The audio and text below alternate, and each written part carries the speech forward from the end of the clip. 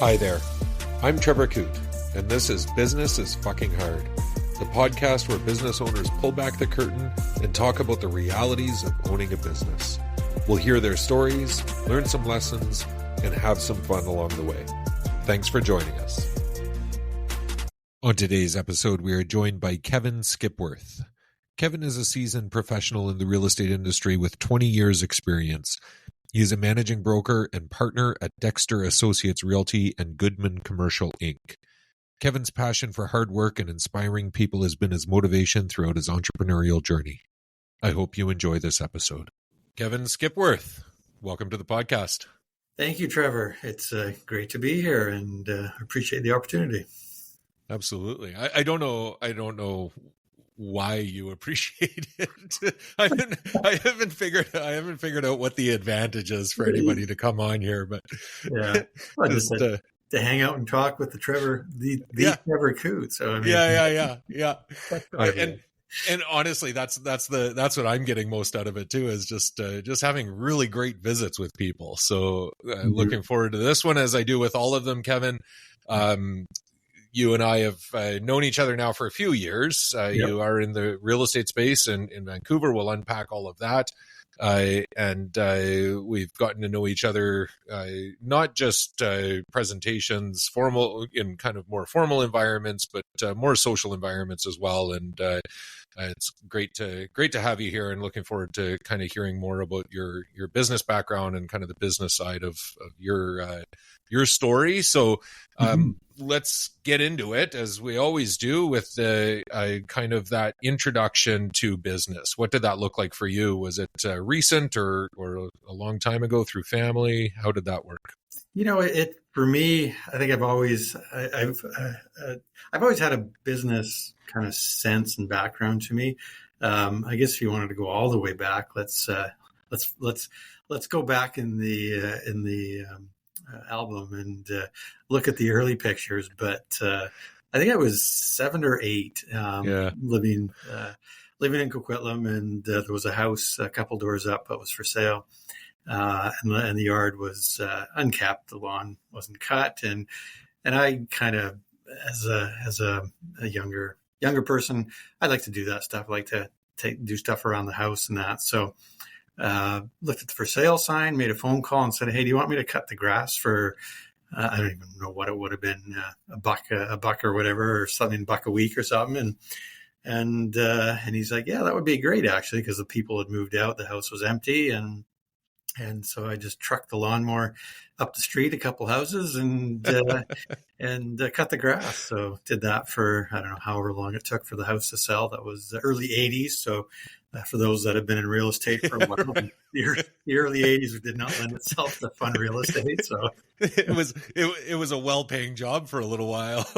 You had some guaranteed income. Yeah, I certainly did. Yeah, that's why I was sitting for a while. They moved on, so I did that, and I also used to wash cars. I'd wash my parents' cars, but there was we had a place down in Birch Bay across the border, and there was a gentleman down there, and he had this old Daimler, big old Daimler. The thing was huge. I mean, size of 2 cars now. And it would sit out front. And so I asked him one day, I said, "Hey, do you want me to wash your car?" And he said, "Sure." And so I did, and washed it and detailed it. And I was probably, again, 10 or 11 or something.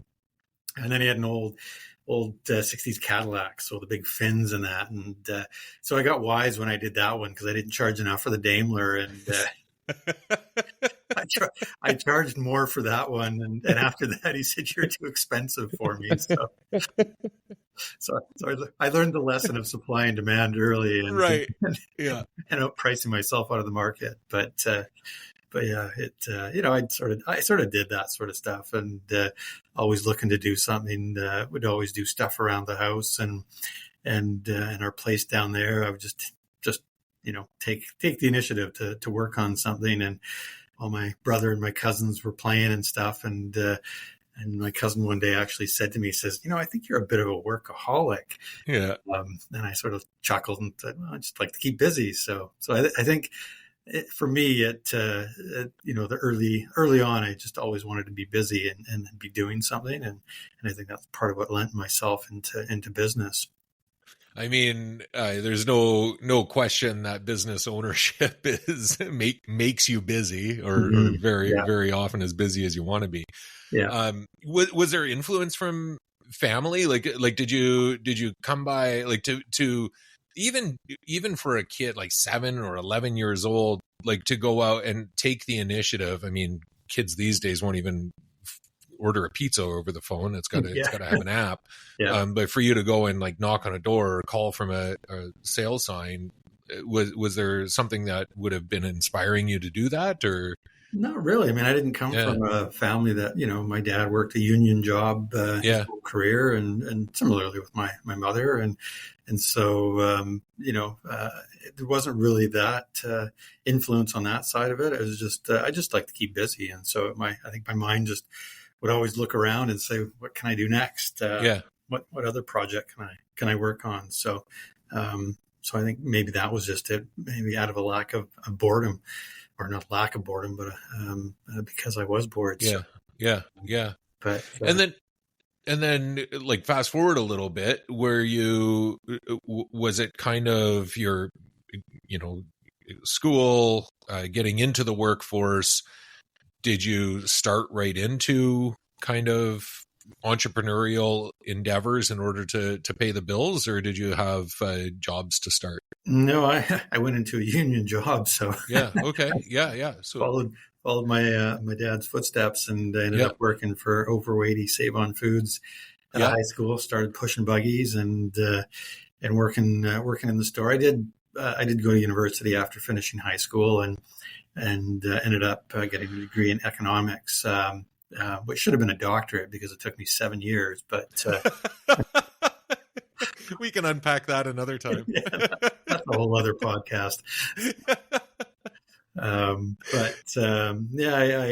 worked there for 15 years and moved up into management. Sort of got pulled out of stocking shelves. I did managing. I was always doing little extra things, and even there, I had to laugh one day. And it's a union store, and so everybody sort of does what they do. And this one guy, we're working night shift stocking shelves, and I'm working away, and I'd be lead hand on the night shift, and he working side by side, and he says, "Why do you work so hard? We don't have to."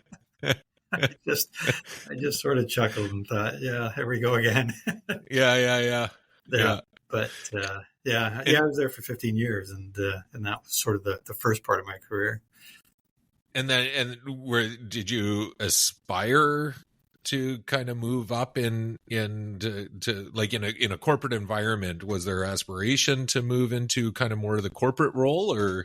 Yeah, I mean, I don't know if I sort of saw it as going to university. Okay, I got my degree, and it's like, okay, now what do I do with this? I want to be in business. That was my ultimate goal. So I stepped into economics, but I love numbers. So it was sort of that fork in the road after I graduated, because I was out interviewing for jobs, and there was a sales job where they wanted a second interview, and Overweighty Save On said, we want to put you in this management training program.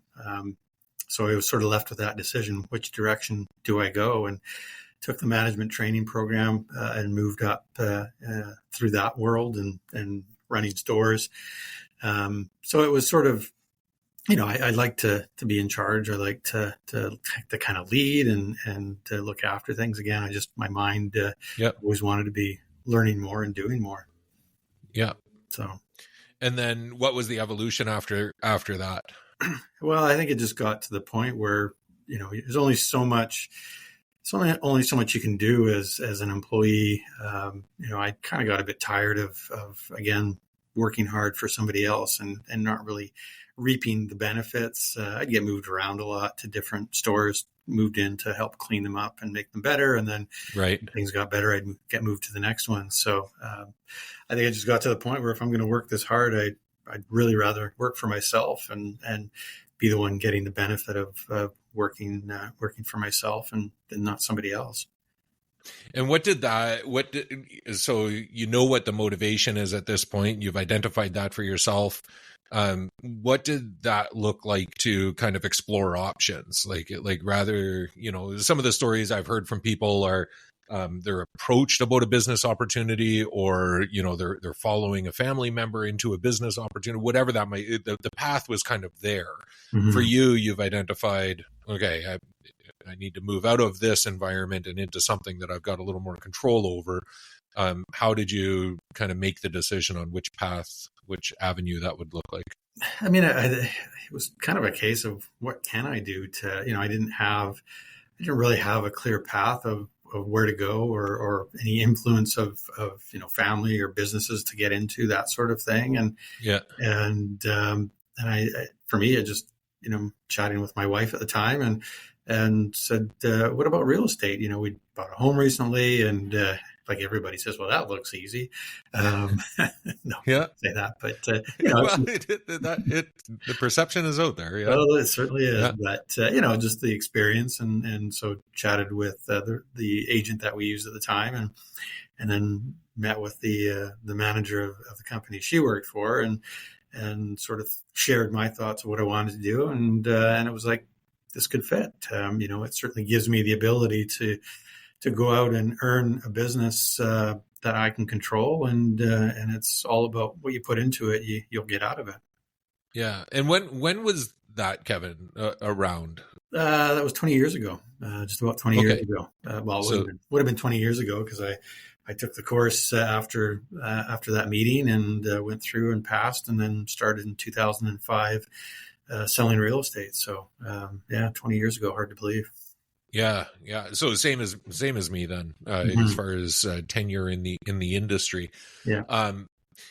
I've been intentional about being careful of the number of people in the real estate sector that I bring into this podcast, because I mean, it's where I'm closest to. It's my widest swath of connections, for sure, because of that 20 years.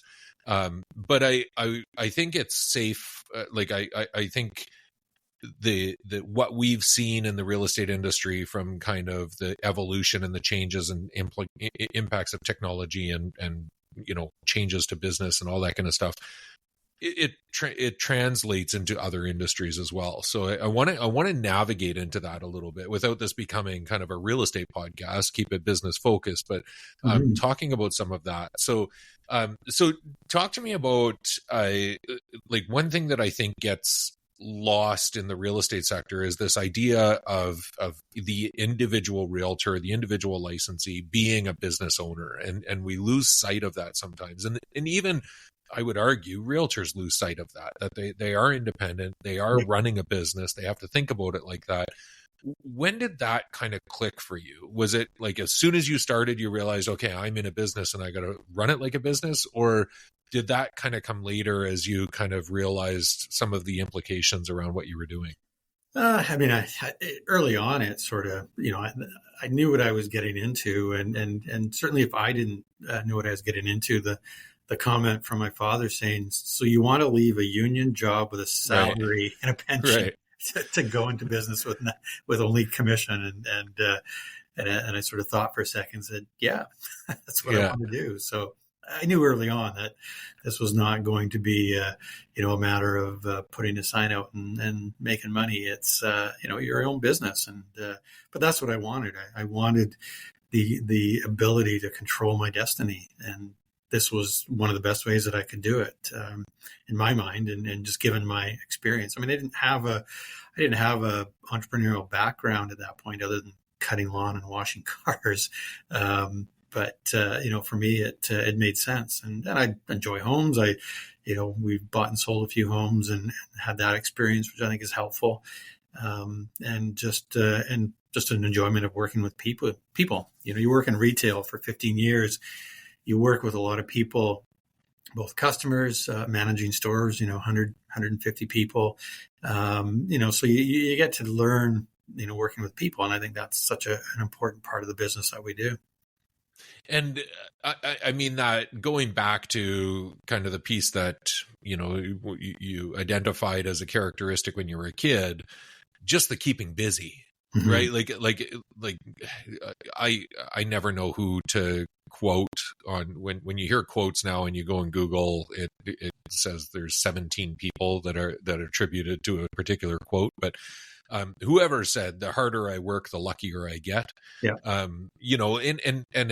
Business is really like that. Like, Mm-hmm. like work hard, do the things, Yeah. and then, you can't say success will follow, but at least results will follow. Something will come out of it, right? So if you have that desire to keep busy, if you have that work ethic, and you go into a commission job out of a union job, it's not necessarily the end of the world, or it can be tough, but at least you have that work ethic to lean on. Was it scary?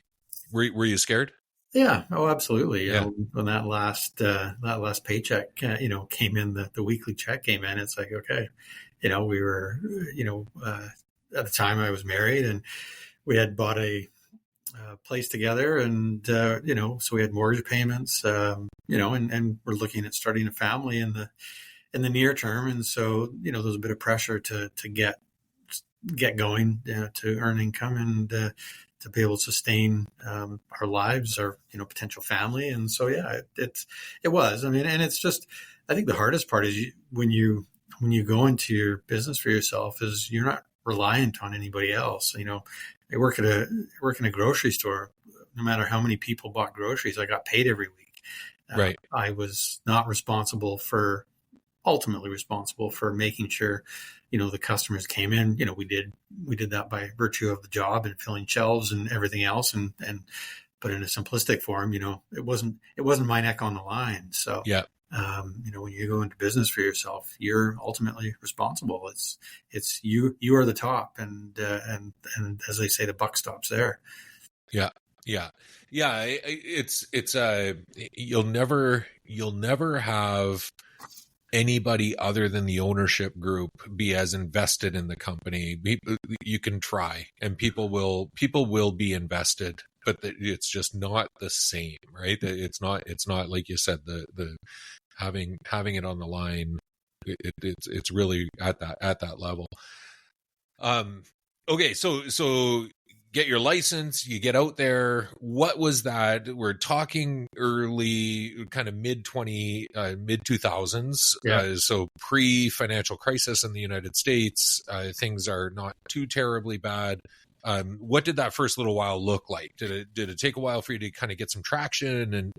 What was that exposure? Yeah. Yeah. I mean, it's, anybody new in the business knows it's you have to try and, get people, wanting to work with you, and so it's again, it's a matter of putting in the work. It's not just going out and finding clients. It's building relationships within the industry and your fellow colleagues, and kind of being that kid that phones the guy with the sign to say, hey, can I cut your grass? It's, hey, can I help you with your open with any clients that you're too busy for, or all that stuff. It's all about working hard to find the opportunities, and so that was the first few years was that partnered up with somebody for a couple of years and tried that aspect of it.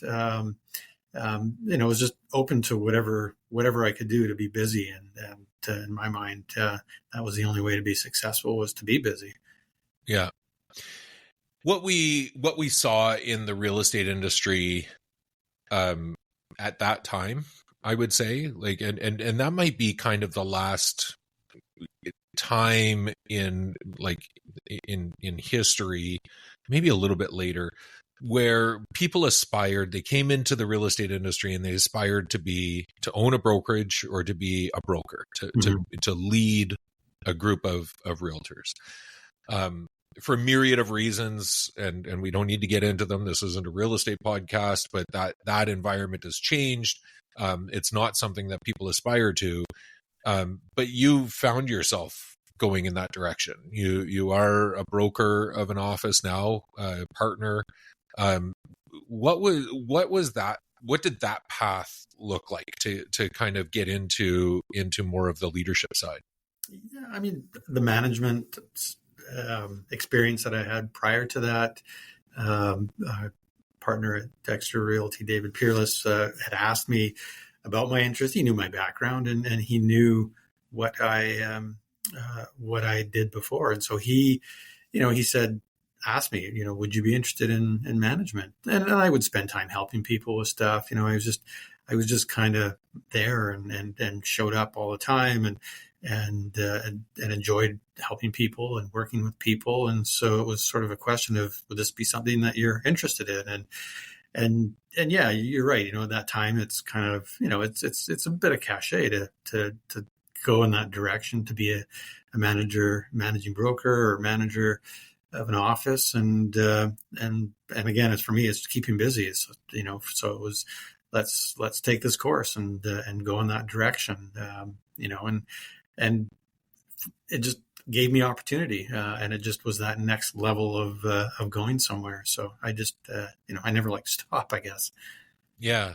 When did that happen, Kevin? When did you move into a broker role? 2008, just in time for the financial crisis. Okay. So okay.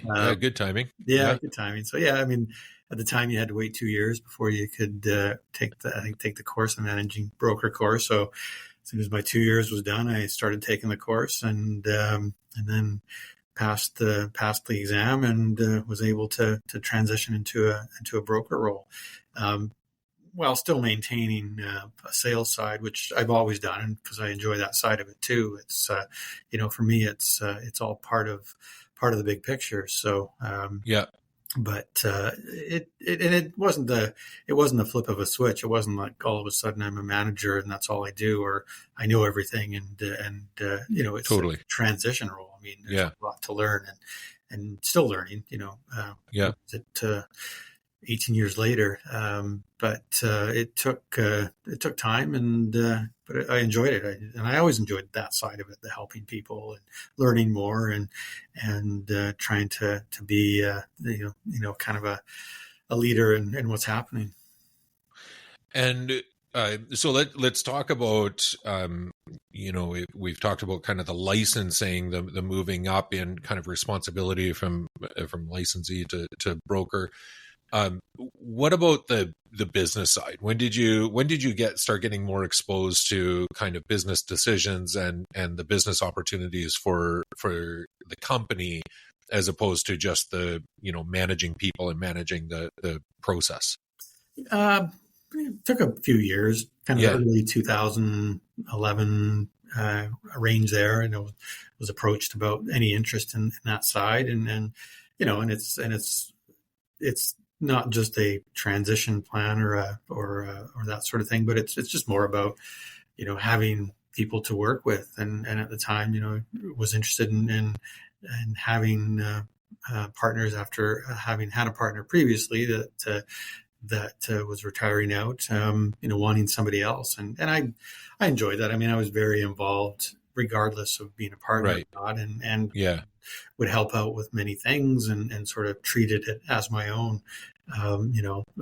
Even though I wasn't a partner in the company, I still tried to do everything to help make the company better. So it was sort of a natural progression. It's a big step, though. I mean, you're going from looking after everything yourself for your own business, as a realtor, to then taking on that role of being responsible for a company. And the company's success, which is through all the agents that work there. So it took a bit to think about, and is this, what I would like to do? But again, it's all about controlling my own destiny. And this was a path to go down to be able to do that. And was that same fear there? I mean, it's very different, going from a regular paycheck and kind of the security of a job to the unknowns of commission and a sales environment.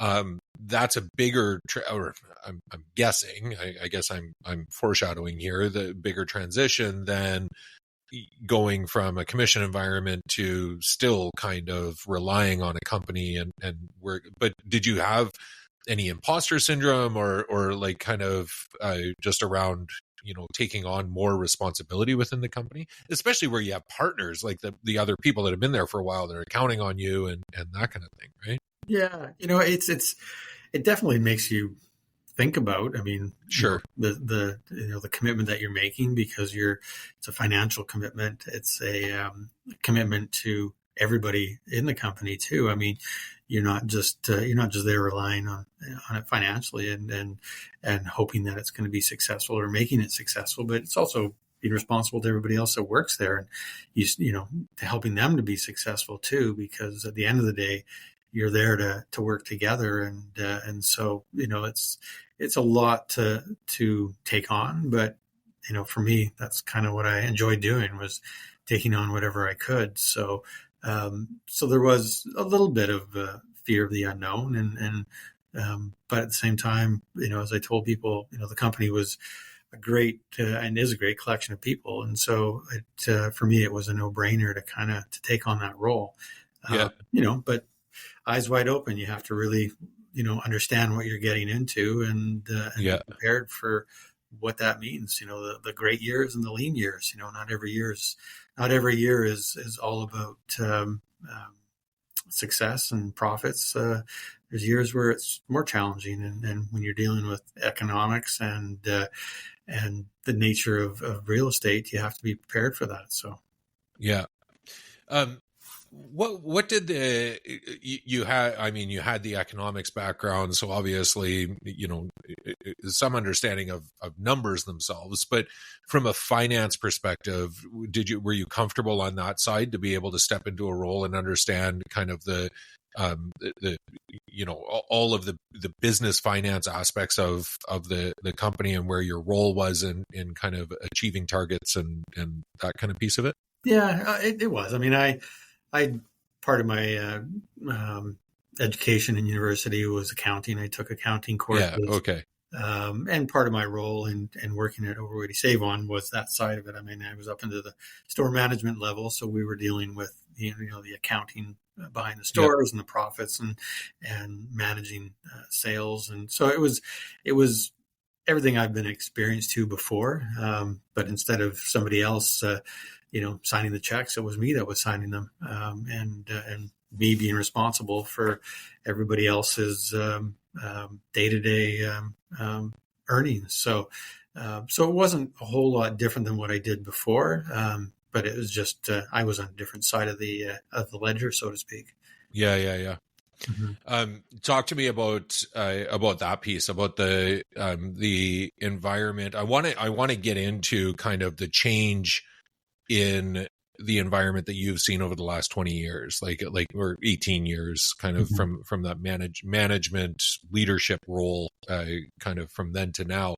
But before we get into that, just break down for me kind of that responsibility in your role as broker with, overseeing people who aren't employees. You've got some employees who support kind of the office, the admin structure of the organization, but you've got realtors who are out there kind of doing what you did before and trying to make a business for themselves. What does that oversight and your business side versus their business side, how do they complement each other, and what does that relationship look like? Yeah, I mean, I think it's you have to be flexible. You have to be prepared to change direction, when you need to. But it's support, and support is probably one of the biggest things you can lend in this type of environment. Because they're we're dealing with employees, we're dealing more so with independent contractors. Yeah, but they need the support, and they need the help, and especially more so now, regulatory changes have only intensified. There is so much more to stay on top of. So you have to learn and adapt to that, and then be able to share that with everybody. And I think that's what makes you successful, is when you can do that. You can show how much you can support, to make sure that everybody is able to do what they do, but also do it in a safe and productive way. Where are the big challenges there, though? Like, you look at the brokerage itself, your company is competitive with other companies in the marketplace. You're competing for getting realtors, you're competing for getting listings, you're competing for exposure and brand awareness, and from a consumer perspective, internally your realtors are all competing with each other for listings and for clients. How do you manage all of that kind of competitive environment and still keep people, managing your bottom line when you know that it's dependent on everybody else having a good bottom line as well? Yeah, I mean, it's providing support and being there to help when help is needed. We kind of do a little bit of everything: coaching, mentoring, directing, not, being the authority figure, to ensure that things are done properly. Therapist, friend, it's a little bit of everything, but, and there was a phrase that a store manager I had, he used to always say, and he said, the key to being a good manager is you have to be firm but fair, be firm in how you work with people, but fair as well. I mean, you can't just be firm without being fair. Otherwise, people just don't have the same respect. So, that was sort of the one thing I early on in my Save-On days, this manager had talked about is always resonated with me. And you have to look at how you can help people, but also be firm in certain ways as well.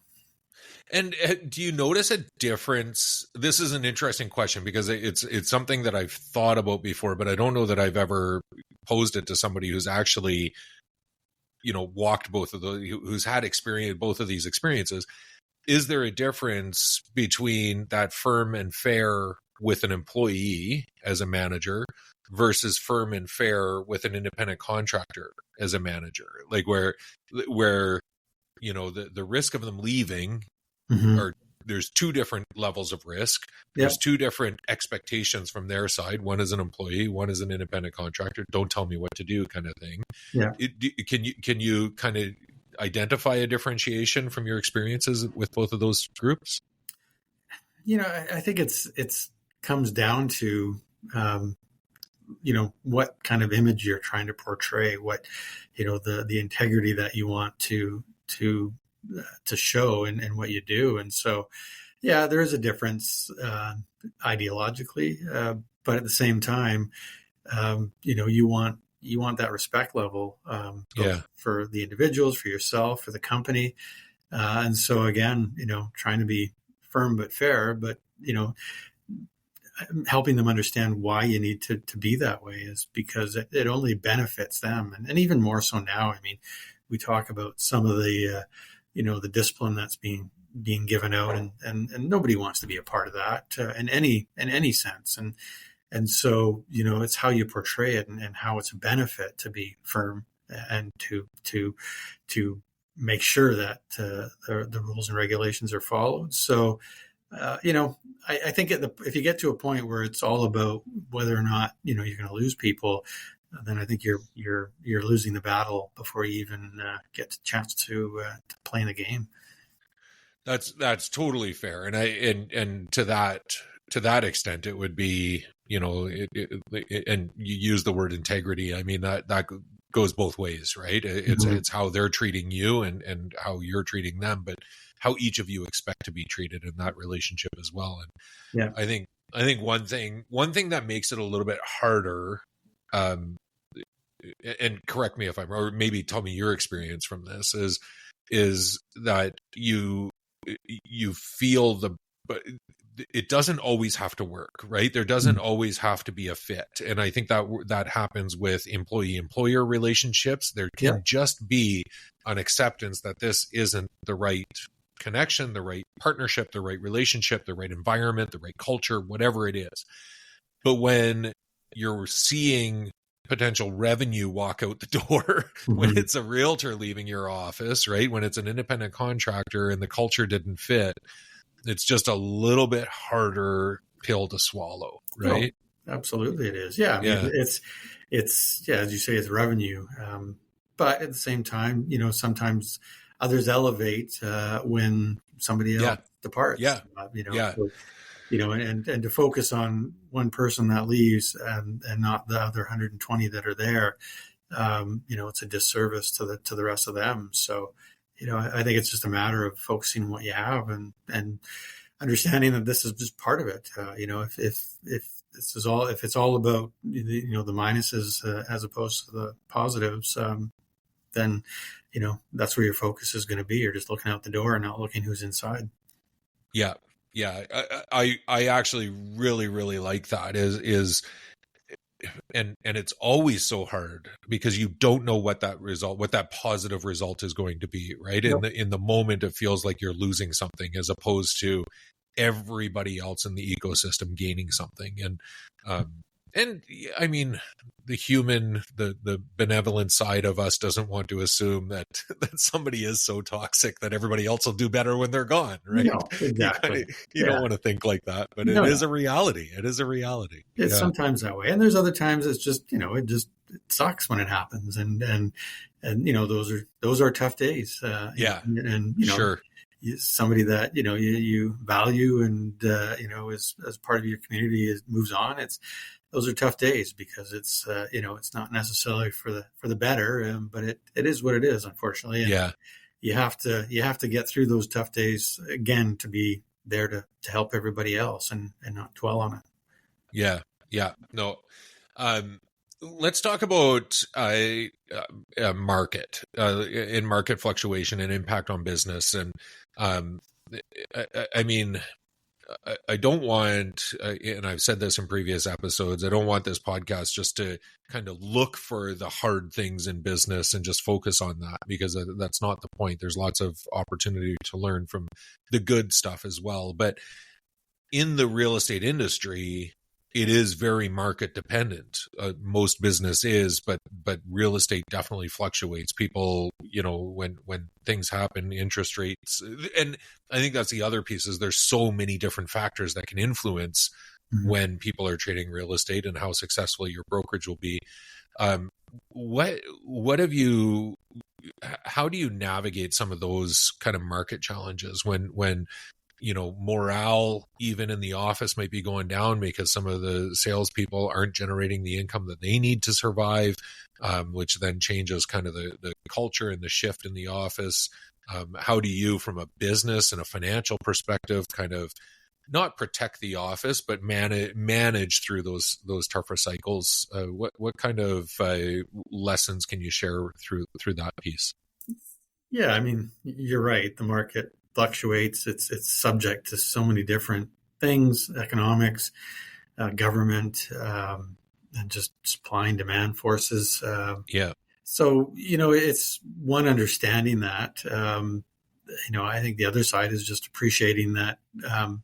As much as it fluctuates one way, it will fluctuate the other way. So kind of riding out those more difficult times. And again, just working hard. I mean, it's not a matter of just giving up and saying, well, it's a bad market, so nothing's going to happen. It's, how do I make things happen? How do we prepare for when things do happen?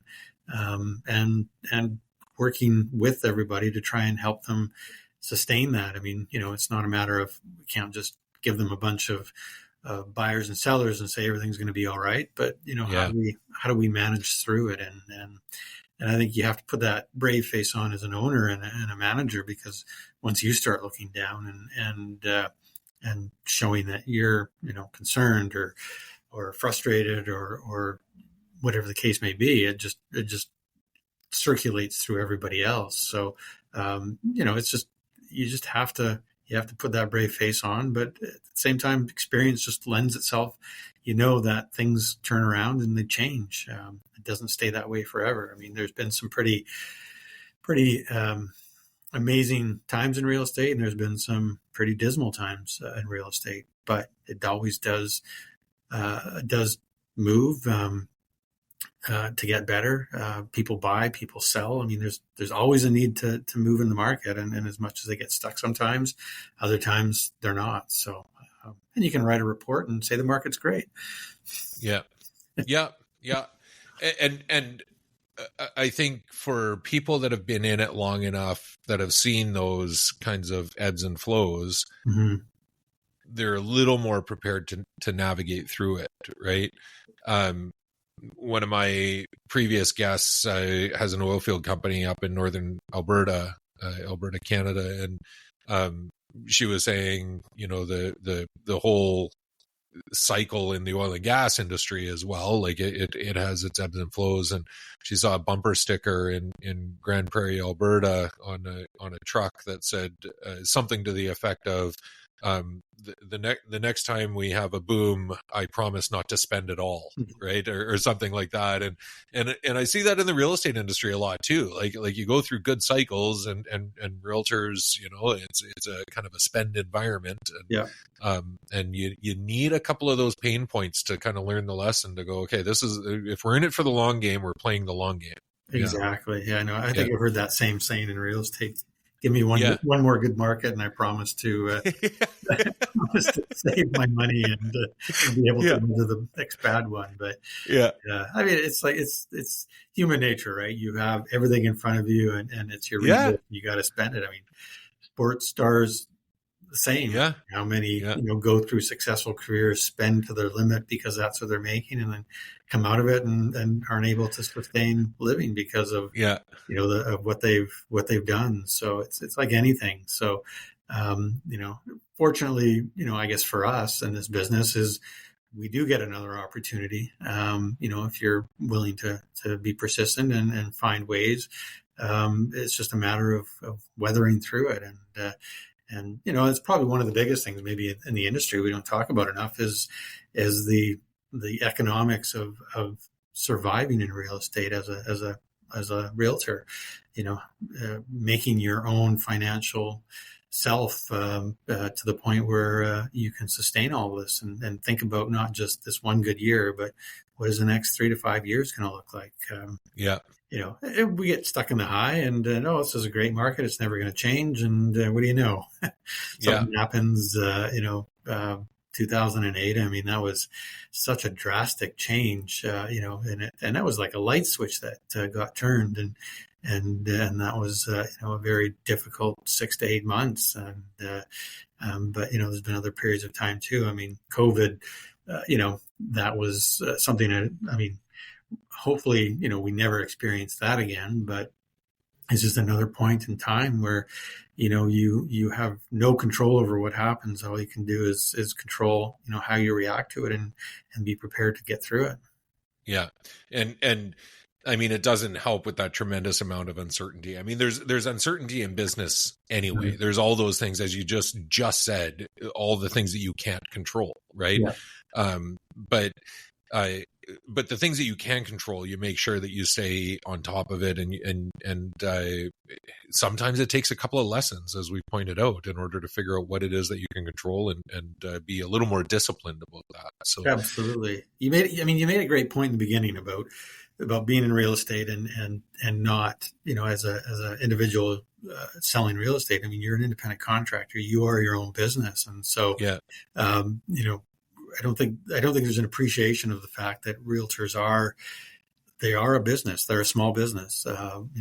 There's just a lot of them, but there's a lot of small businesses out there, and so we don't have the safety nets of salaries, of pensions, of all those things, and so you have to appreciate the fact that they're out there living every day as their own business, and have to do what they can to make sure it's successful.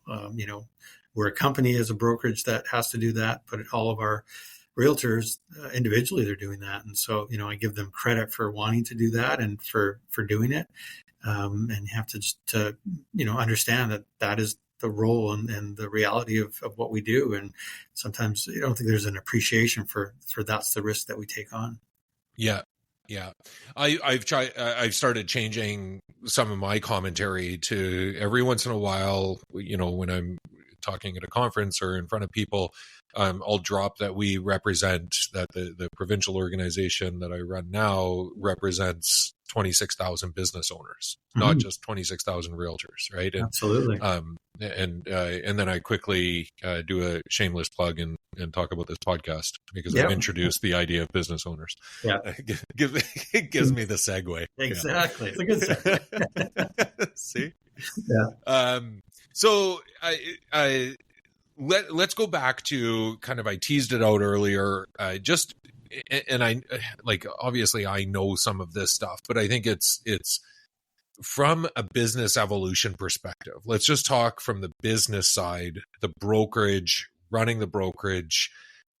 What has that last 18 years look like? Like, I mean, you've touched on some of the other implications that have made it more challenging with regulatory changes and, requirements that are out there that make you have to put resources into different places. But fundamentally, is it generally kind of the same business that 18 years later, or have you seen a profound change in capacity, resources, knowledge, expertise, ability to find people, all those kinds of challenges?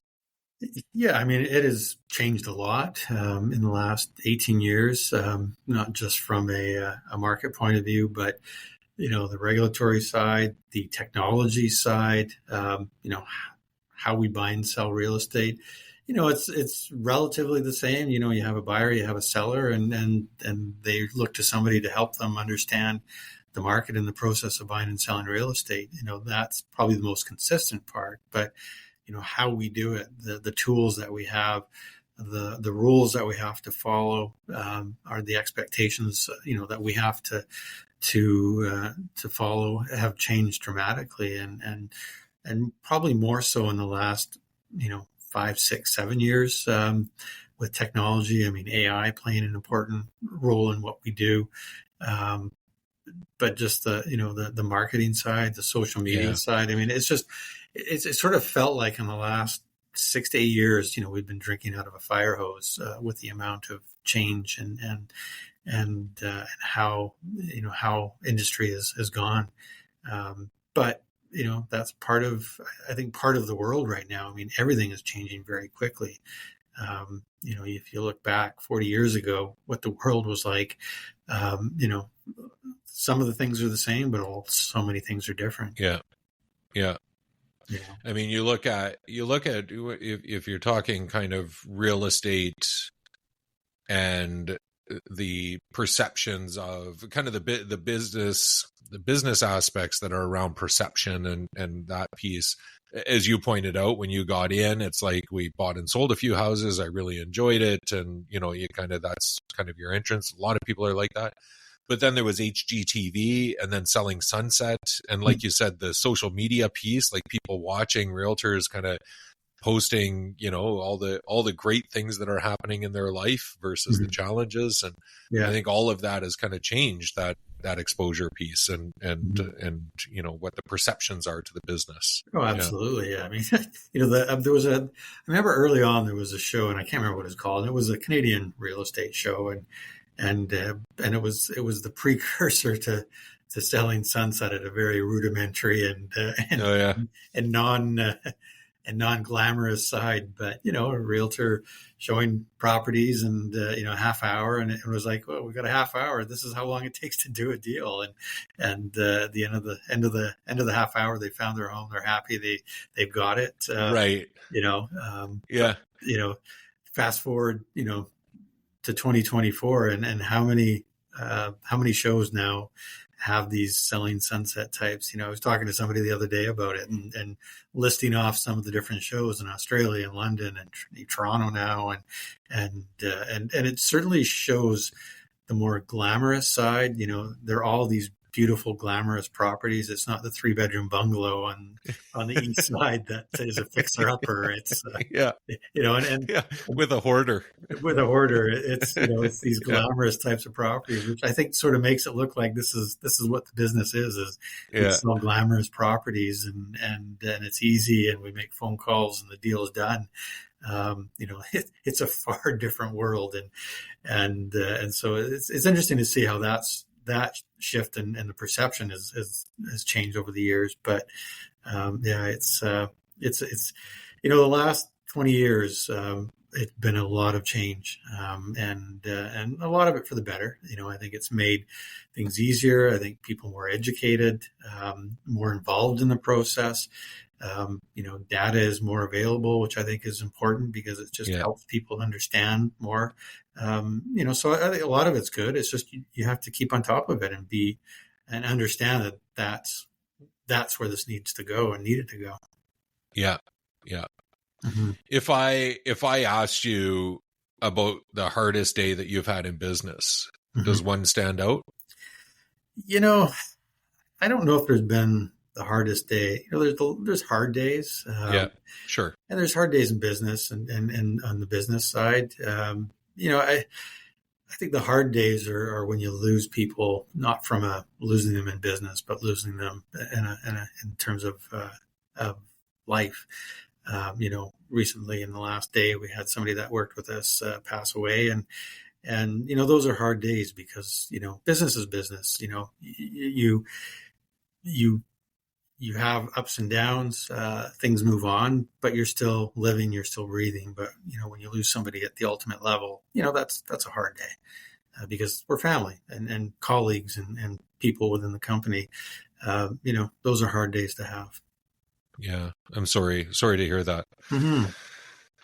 I think so often if we look at life, if we look at business, the intersection of them, the aspects of joy that we get from business, the enjoyment, the fulfillment is often related to people. Yep. The challenges, the hard days, the times that you're feeling that it feels heavy is also related to people. Yeah, absolutely. Yeah. This is a people business, and it's a people business, with helping buyers and sellers, but it's a people business and working together and working, whether it's within the brokerage with all your family within the brokerage or people out in the industry. I mean, there's a level of empathy that you have for everybody out there, but it's about people. Absolutely. Yeah. Yeah. Mm-hmm. Right on. Quite a journey over the last 20 years. I think we could, you and I could sit down and compare the path, and it's not too dissimilar. Mm-hmm. Yeah.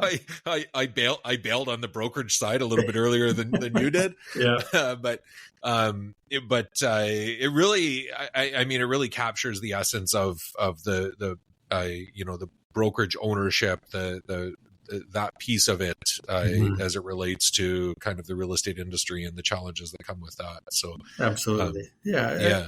Small business is an important part of, important fabric in the economy. And so, I'm proud to be a part of that and proud to do what I can to help, with that. But I think, there's it's an important part that has to be recognized, and I think a little less so of late, but hopefully, that starts to turn around. Yeah. No, there's no shortage of challenges for small and medium sized businesses in Canada in general, but man, we see it in BC. It is a rough time right now, and I appreciate all of what you and your partners are doing. To contribute to that. You've got employees there that count on you and rely on the business staying open, and the realtors depend on it as well. So, Kevin, thanks for taking the time. It's been a pleasure. Always great to chat with you. No, absolutely. I appreciate it too, Trevor, and chance to share my story. And and if anybody needs their grass cut, maybe I can resurrect the old lawnmower out and.